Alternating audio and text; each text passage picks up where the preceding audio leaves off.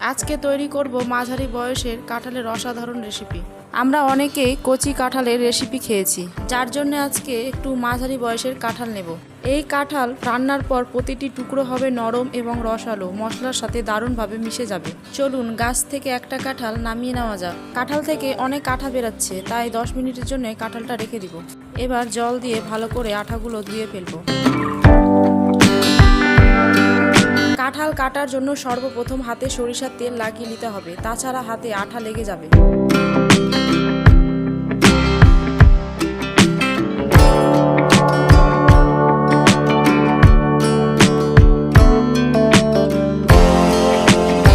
সম্পূর্ণ কাঁঠাল এইভাবে কেটে নিব।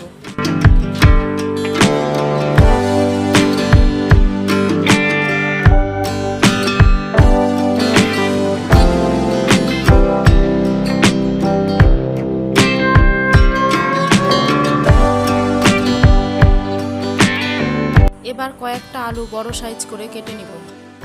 যা যা উপকরণ লাগবে সব কিছু রেডি করে নিয়েছি। পেঁয়াজ রসুন বাটা, আদা জিরা লঙ্কা বাটা ও টক দই, দারচিনি ও এলাচ বেটে নিয়েছি। এবার কড়াইয়ে জল দিয়ে কাঁঠাল ও আলুগুলো সিদ্ধ করে নিব। কিছুটা লবণ ও হলুদ দিয়ে দিব। কাঁঠালগুলো আধা সিদ্ধ হয়ে গেছে, এবার নামিয়ে নিব। কড়াইটা গরম হয়ে গেছে, এবার কড়াইয়ে তেল দিয়ে দিব। তারপরে আলুগুলো হালকা করে ভেজে নিব, যাতে টেস্টটা বেশি হয়। এবার কাঁঠালগুলো হালকা করে ভেজে নেব।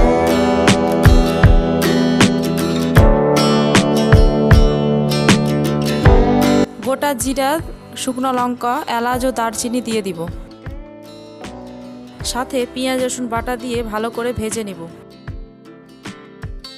অল্প কিছু লবণ ও হলুদ দিয়ে দিব।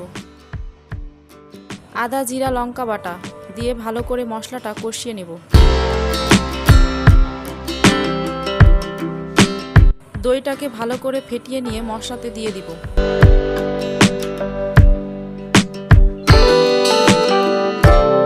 মশলা থেকে তেল ছাড়া শুরু করেছে, ভেজে রাখা আলু দিয়ে দিব। কিছুক্ষণ পরে ভেজে রাখা কাঁঠাল দিয়ে দিব।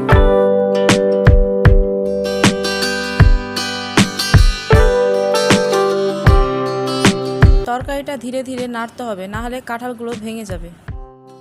এখন পরিমাপ মতো জল দিয়ে দিব।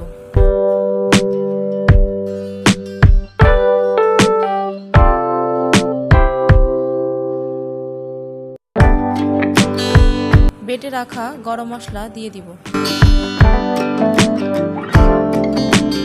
হালকা একটু ঝোলটা কমে গেলে নামিয়ে নিব। এইরকম ভিডিও দেখার জন্য চ্যানেলটিকে সাবস্ক্রাইব করে পাশে থাকবে।